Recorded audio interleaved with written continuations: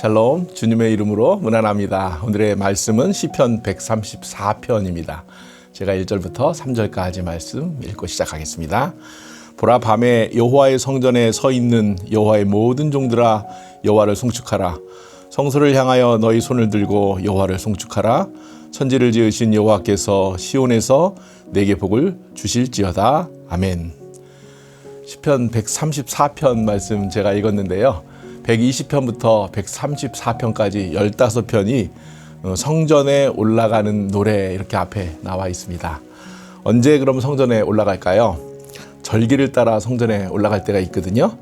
특별한 날, 이런 절기가 있는데 이스라엘의 3대 절기, 유월절, 오순절, 그리고 장막절, 이런 절기에 따라서 성전을 향하여서 많은 백성들이 올라가면서 불렀던 노래, 그 시를 노래에 맞춰서 불렀던 시가 이 120편부터 134편까지입니다. 그리고 안식일에도 우리 성전에 올라가게 되고 제사 때에도 성전에 올라가게 되는데요. 이 성전에 올라간다는 의미가 무엇입니까? 내려가지 않고 올라간다 이렇게 표현하는 것, 언덕이 있어서 이런 표현이기도 하지만 그 언덕보다는 우리 방향을 주님께로 향하는 것, 이게 바로 성전으로 올라가는 것입니다. 1절에 보니까 시인은 성전에 서 있는 자들을 향해 노래합니다. 여기서 성전에 서 있는 사람은 누구입니까? 우리가 성전에서 서 있는 사람, 밤에 보니까 성전에서 서 있다. 레위인들이 성전을 지키고 돌보는 자들이죠. 이 밤이라고 나왔는데 왜 밤에 레위인들이 있는지 보니까요. 출애굽기 27장 21절 말씀 보니까 아론과 그의 아들들로 회막한 증거궤 앞 휘장 밖에서 저녁부터 아침까지 항상 여호와 앞에 그 등불을 보살피게 하라. 이는 이스라엘 자손이 대대로 지킬 규례이니라. 아멘. 아침과 저녁부터 아침까지 불을 끄지 않고 레위인들이 지키는 일을 하는 것을 우리가 알 수 있습니다. 성전 등불이 주는 그런 의미는 무엇일까요? 왜 성전에 이렇게 불을 끄지 않고 계속 켜놓을까요? 어두운 세상을 밝히러 오신 예수님을 예표하고 있습니다. 요한복음 8장 12절에 보니까 예수께서 또 말씀하여 이르시되 나는 세상의 빛이니 나를 따르는 자는 어둠에 다니지 아니하고 생명의 빛을 얻으리라. 아멘. 예수님을 예표하죠. 우리 대림절이 시작했습니다. 대강절이 시작되었는데 오늘 첫째 주가 될 텐데요. 성탄이 가까우면서 많은 사람들은 세상에서 노래를 하며 즐거워할 수 있습니다. 그런데 성 바깥에 있는 사람들은 그 예수님을 잘 모르지만 우리 성 안에 있는 사람들, 우리 믿음의 식구들은 어디에서 예수님을 예배할 수 있느냐면 공간 안에서, 예수님이 그 예배하는 공간, 그 공간 안에서 예배하는 것. 저는 이 성전에 올라가는 노래를 보면서 이런 상상을 해봅니다. 하나님께서 우리 모든 식구들을 한 곳에 불러 모아서 예배할 수 있게 하는 것, 그 은혜를 송축합니다. 이렇게 노래하고 있습니다. 2절에 보니까 성소를 향하여 너희 손을 들고 여호와를 송축하라. 우리 찬양할 때도 보면 이렇게 막 손을 들고 찬양하죠. 찬양할 때 손을 들고 찬양하는 것, 이것은 지금만 있는 것이 아니라 예전에 다윗의 시대 때도 있더라고요. 다른 시편에 보니까 63편 3절 4절에 보니까 주의 인자하심이 생명보다 나음으로 내 입술이 주를 찬양할 것이라. 이러므로 나의 평생에 주를 송축하며 주의 이름으로 말미암아 나의 손을 들리이다. 너무 기쁜 나머지 내 마음과 내 생각을 다 하나님 앞에 올려드립니다. 이렇게 손을 들고도 찬양하는 다윗의 모습을 우리가 알 수 있습니다. 내가 찬양할 때 주님은 기뻐하십니다. 언제 우리의 입에서 노래가 나오고 찬양이 나옵니까? 기쁠 때이죠.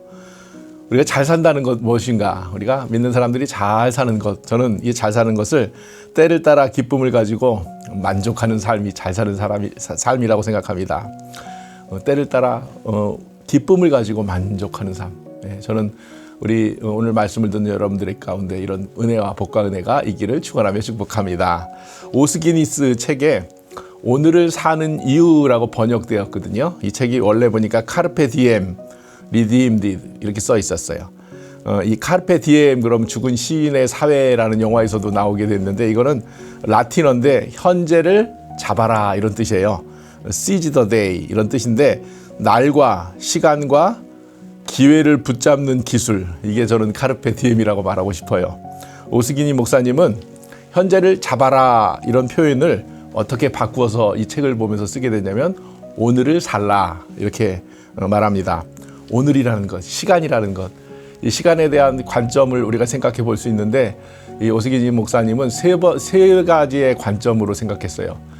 이 순환적인 관점, 그 다음에 직선적인 관점, 하나님의 언약적인 관점. 첫 번째 이 순환적인 관점에서 우리가 봄, 여름, 가을, 겨울이 이렇게 돌듯이 순환하듯이 시간이 순환합니다. 계속 반복되는 순환적인 관점도 볼 수 있고요. 그 다음에 연대기적인 관점, 직선적이죠. 연도별로. 그리고 언약적인 시간이 우리에게 있습니다.